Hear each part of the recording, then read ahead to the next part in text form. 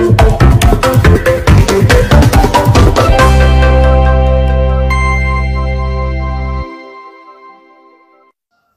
assalamualaikum warahmatullahi wabarakatuh. Halo sobat otomotif semua, kembali lagi bersama saya di Aufa Channel ya. Baik teman-teman, pada kesempatan kali ini nanti saya akan memberikan sedikit penjelasan mengenai bagaimana cara kerja dari sistem pengapian suatu kendaraan ya. Jadi untuk sistem pengapian sendiri itu adalah salah satu faktor terpenting ya. Itu menjadi salah satu syarat mesin bisa hidup.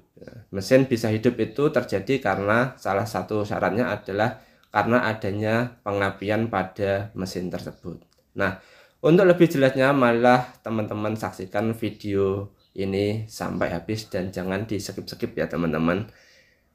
Nah, langsung saja ya, bisa dilihat pada gambar tersebut adalah gambar rangkaian dari sistem pengapian ya. Nah, di situ ada beberapa komponen seperti baterai, ada coil, ada distributor, rotor, dan juga sebuah spark plug atau yang biasa kita kenal dengan busi ya pada suatu kendaraan ya. Nah, untuk cara kerjanya sendiri ya, di situ ada sebuah baterai ya teman-teman ya. Nah, di situ ada sebuah baterai dan di atasnya ada sebuah kunci kontak. Pada saat kunci kontak nanti diputar pada posisi on, maka arus dari baterai akan mengalir melalui kabel dan melalui kunci kontak dan akan diteruskan melalui kumparan primer coil ya teman-teman. Nah, yang berwarna kuning itu adalah aliran arus ya yang bergerak menuju ke kumparan primer coil ya.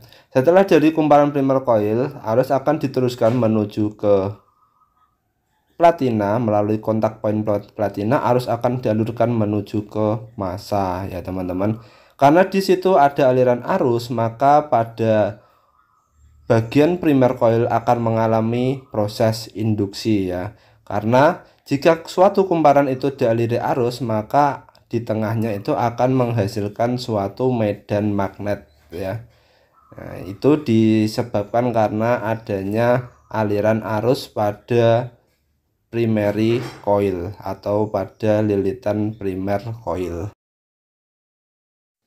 Nah, selanjutnya ketika arus itu mengalir terus-menerus ya, setelah menghasilkan medan magnet, maka selanjutnya ketika rotor atau cam pada rotor itu mulai berputar, maka akan menyebabkan kontak poin pada platina menjadi terbuka sehingga akan memutus aliran arus yang menuju ke massa.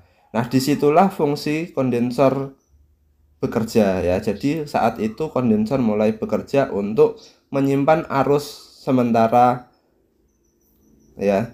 Jadi dia juga berfungsi untuk menyerap supaya di bagian platina itu tidak terjadi percikan bunga api yang besar yang dapat mengakibatkan kontak poin platina itu menjadi lebih cepat aus atau lebih cepat habis ya teman-teman.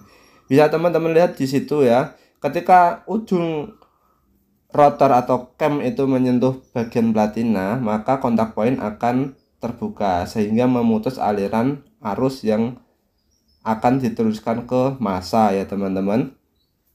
Nah, karena aliran arus itu menjadi terputus, maka di bagian primary coil tadi itu akan kehilangan medan magnet ya. Nah, karena di situ mulai terjadi proses kehilangan medan magnet, maka akan terjadi proses induksi tegangan tinggi pada bagian secondary coil. Di situ ditunjukkan pada bagian yang berwarna biru. Nah, karena di situ ada induksi, maka akan menyebabkan pada secondary coil itu akan menyebabkan dibangkitkannya tegangan tinggi ya. Di situ bisa teman-teman lihat saat kabelnya berwarna merah atau saat platina membuka, itu dia akan menghasilkan energi tegangan tinggi yang kurang lebih kalau diukur adalah 22.000 volt ya teman-teman. Nah, selanjutnya ketika tegangan itu dihasilkan, tegangan tinggi dari coil itu nanti akan diteruskan menuju ke bagian rotor ya atau bagian distributor.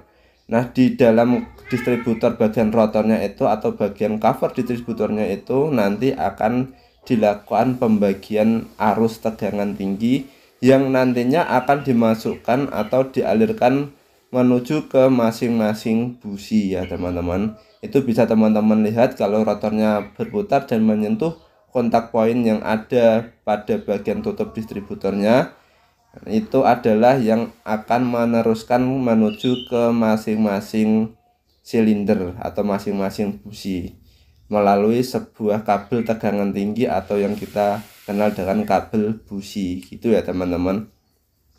Jadi itu cara kerjanya untuk sistem pengapian konvensional, itu cukup mudah. Nah itu bisa teman-teman lihat arus tegangan tinggi yang berwarna merah itu akan dialirkan menuju ke masing-masing busi ya. Nah dan di busi itu kalau teman-teman lihat ada sebuah celah udara ya. Nah celah itulah yang menyebabkan nanti arus tegangan tinggi tersebut akan meloncat ya, atau akan melalui celah udara tersebut sehingga menyebabkan sebuah percikan bunga api. Itu bisa dilihat untuk aliran arusnya, itu akan masuk ke elektroda busi dan akan diteruskan ke massa. Ya teman-teman, itu ya ada sebuah percikan bunga api ya pada businya. Jadi ketika busi normal itu nanti dia akan menghasilkan percikan bunga api gitu ya teman-teman. Nah itu bisa dilihat lagi untuk arah arusnya yang berwarna merah itu akan menuju ke bagian busi atau bagian celah busi itu ya, dan selanjutnya akan menghasilkan sebuah percikan bunga api yang digunakan dalam proses pembakaran pada mesin tersebut gitu ya teman-teman. Nah itu ya teman-teman semua, bisa teman-teman saksikan lagi proses keseluruhan dari cara kerja sistem pengapian pada suatu kendaraan ya, dari mulai proses terjadinya medan magnet dan sampai proses induksi, bahkan sampai bagaimana arus tegangan tinggi itu akan dibagikan menuju ke masing-masing busi. Jadi itu ya, cukup sekian video kali ini dari saya, kurang lebihnya mohon maaf kalau ada salah kata atau ucapan atau apapun.